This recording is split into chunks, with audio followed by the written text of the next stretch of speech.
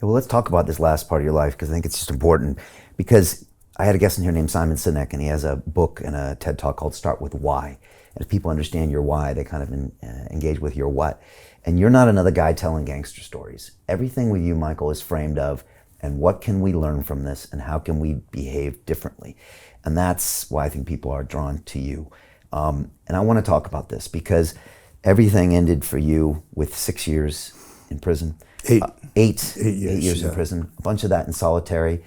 You got a copy of that Bible. I think one of the guards gave you. Yes. And you went deep down into the religion, the redemption, forgiving yourself, and then got back out on the streets where you got hits out on you by Persico. Mm-hmm. Tell me about this kind of final chapter of those mafia days and what people need to know about that to learn about you, because it's very important.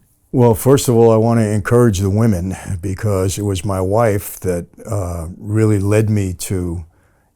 gave me the real motivation to walk away from the life. If she doesn't come into my life and I don't fall in love with her, I'm dead or in prison for the rest of my life. I wouldn't have walked away.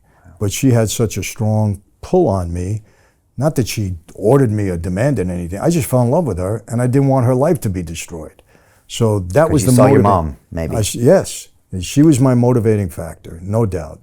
Of course, she introduced me to faith, but I wasn't buying into it at that point, Brian. I said, all right, I got it. I respect your thing, and I was always courteous that way.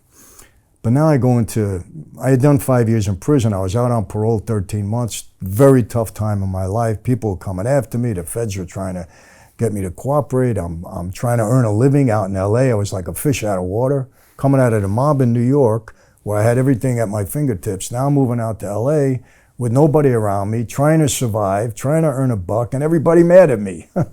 It was tough. Jeez, how do you deal with that? Oh, it was tough. So 13 months I'm out there, and like a fool, I fall into a trap and I violate my parole.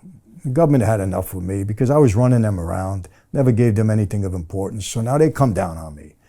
You're going away for the rest of your life. We bring in new informants. They told me this. They locked me up coming out of a bank. I went to make a deposit. I had 15 agents. It was embarrassing. You thought I was robbing a bank, right? Throw me in a paddy wagon. We're done with you, Franzese. You're going to go away forever. We're bringing a new case on you. We violated your parole. They throw me in a hole that night. Now, I'm in there and I'm saying, how am I going to get out of this? I said, another racketeering case? These guys took all my money. You don't fight these cases with a public defender, Brian. I spent millions defending myself. They're tough to beat, these RICO cases. Very tough, right? Investigators. I worked 24/7 just defending myself.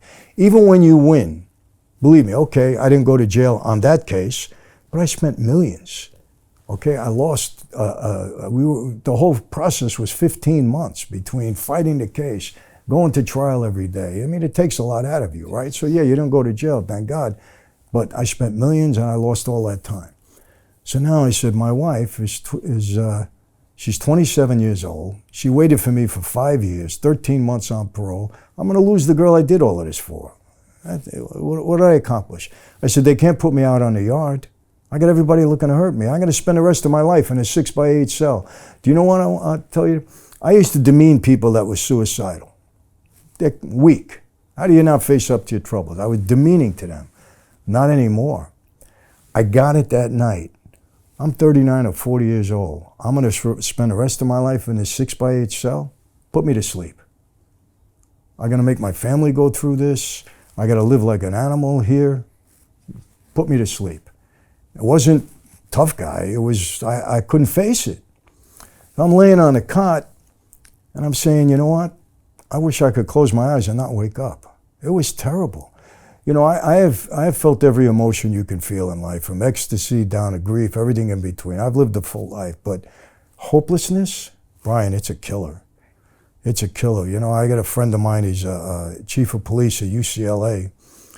Once a month almost, a suicide from these young kids. Once a month. Kids that are going to school. Depression, hopelessness, whatever's weighing on them, horrible thing. I understand when people are depressed, what it could do to you. I said, I don't want to wake up. I want to lay here, I don't even want to wake up. A prison guard walked by my cell. Franzese, you okay? I said, get away from me, man. I said, I chased him. I don't want to talk to him. He came back a minute later. He pushes a Bible through the slot on the door. And that was the life-changing experience for me.